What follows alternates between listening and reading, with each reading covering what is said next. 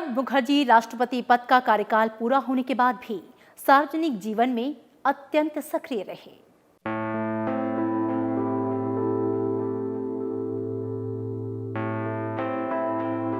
प्रणब मुखर्जी ने देश के सर्वोच्च पद पर रहते हुए तो अपने कार्यों और निर्णयों से राष्ट्रपति पद की गरिमा बढ़ाई, लेकिन राष्ट्रपति का कार्यकाल पूरा होने के बाद भी सार्वजनिक जीवन में बेहद ऊर्जावान रहे। 2017 में राष्ट्रपति पद से सेवानिवृत्ति होने के बाद 10 राजाजी मार्ग स्थित उनका आवास उनकी सार्वजनिक गतिविधियों का केंद्र बन गया। यहाँ वो लोगों से मिलते, उनसे संवाद करते थे। स्वयं प्रधानमंत्री नरेंद्र मोदी भी कई बार उनका हालचाल पूछने के लिए जाया करते थे। तब दिनचर्या के अनुसार अपना जीवन जीने वाले प्रणब दा किताबें पढ़ने में भी काफी वक्त गुजारते थे।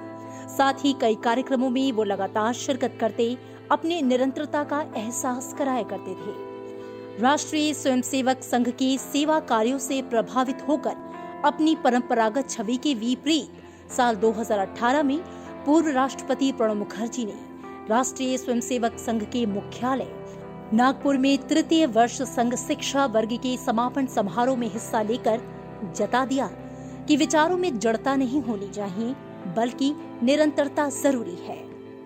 संघ के दीक्षांत समारोह के मंच पर जब प्रणब मुखर्जी खड़े हुए तो उनके भाषण का सभी को इंतजार था। सवाल था कि आखिर पूर्व राष्ट्रपति संघ संगठन के मंच से क्या बात करेंगे। अपनी पहली ही पंक्ति में उन्होंने सारे संशय दूर कर दिए। प्रणब मुखर्जी ने कहा कि मैं राष्ट्र, राष्ट्रवाद और देशभक्ति पर बोलने आया हूँ। देश के लिए समर्पण ही देशभक्ति है। हमारे संविधान में राष्ट्रवाद की भावना बहती है। राष्ट्रपति पद का कार्यकाल खत्म होने के बाद पूर्व राष्ट्रपति प्रणब मुखर्जी ने अनेक कार्यक्रमों में शिरकत की। उनका आखिरी सार्वजनिक कार्यक्रम 23 फरवरी को दिल्ली में हुई भारतीय छात्र संसद थी, जिसमें वो बतौर मुख्य अतिथि आमंत्रित थे। ये उनका वो आखिरी ट्वीट था जो उन्होंने अपने किसी सार्वजनिक समारोह में अपनी मौजूदगी को लेकर फोटो के साथ शेयर किया। पूर्व राष्ट्रपति ट्विटर पर काफी सक्रिय रहते थे।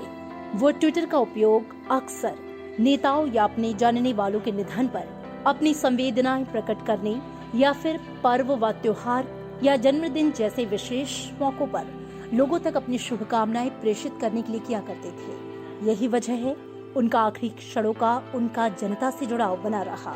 पूर्व राष्ट्रपति ने 10 अगस्त को ट्विटर का इस्तेमाल करते हुए दुनिया को ये सूचना दी कि वे कोविड-19 से संक्रमित हो गए हैं। समकालीन भारतीय राजनीति में इंसाइक्लोपीडिया माने जाने वाले पूर्व राष्ट्रपति प्रणब मुखर्जी लोकतांत्रिक और संवैधानिक मर्यादाओं की लक्ष्मण रेखा के पैरोकार राजनेताओं की पीढ़ी के आखिरी स्तंभ थे। Bureau report, Rajya Sabha TV.